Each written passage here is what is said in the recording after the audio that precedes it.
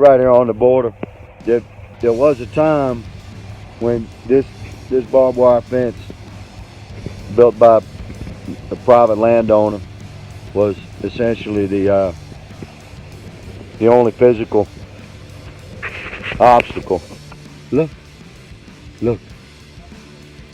Now, when it was just a barbed wire, it was not uncommon for them to capture 35, 40, 50 a day. And no telling how many they missed. Now, they're down to about an average of 3 or 4 a month.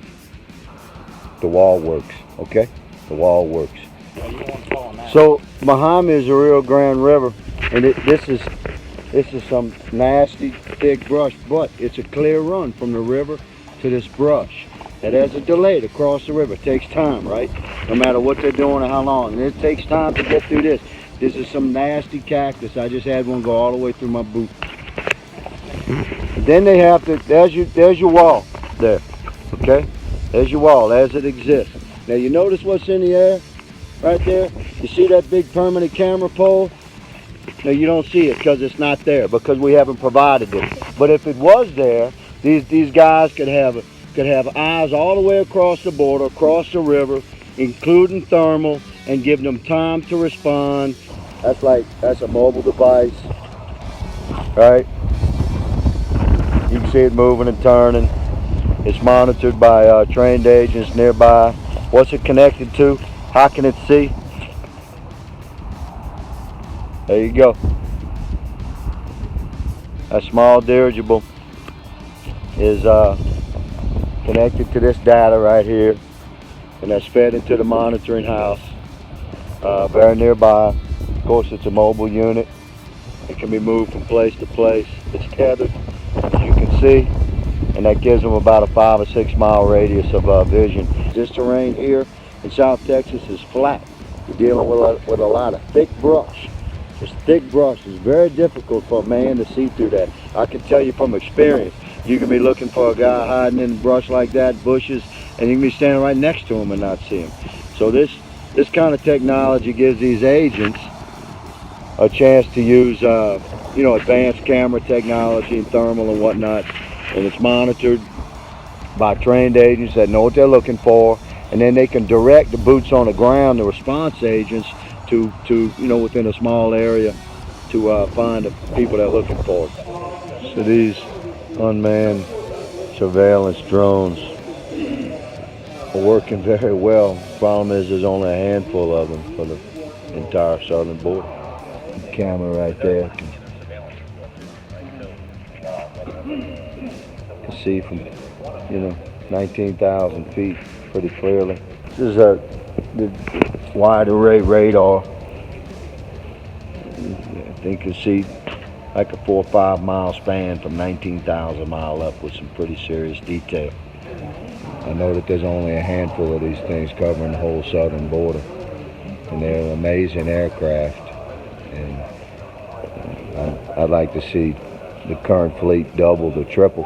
Every one of the squares is a rather high resolution image of various cameras, and if it lights up red, what that indicates is that there's some change in the configuration of the imagery. And like there's one blinking red right there in the middle. So that just means that something in that image has changed, has altered. Squared away young men here on their personal monitors. They work 10-hour shifts, man. 10-hour shifts staying squared away, including, dealing with mental fatigue and eye fatigue.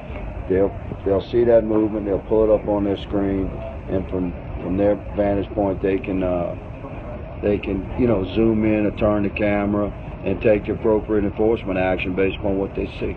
The ultimate all-terrain vehicle standing behind me, and I'm going to be a big proponent for old school horses with agents riding across the border. There's nothing when you're dealing with terrain like we have to, and there's no ATVs, very difficult to traverse on foot. You're certainly not getting a four-wheel drive truck up there, and again, horses have worked for American law enforcement for a long time in this country, and they're still working. So I'm gonna be a proponent for adding horses. So another challenge of the managing the border is the flow of water. Where I'm standing right now, this was a natural water passage from south to north and vice versa. So the challenge becomes, how do you allow that water to travel? You understand? It's the way God designed it, and still maintain border control. So to the south, that's the primary wall. They've constructed this large channel, and it goes down. That's your secondary wall behind me there, and a large opening, a large gate, as you can see. It's a beautiful facility. I've been in a lot of jails. This is a damn good one. And every one of these cells is empty. They have excellent facilities for documentation,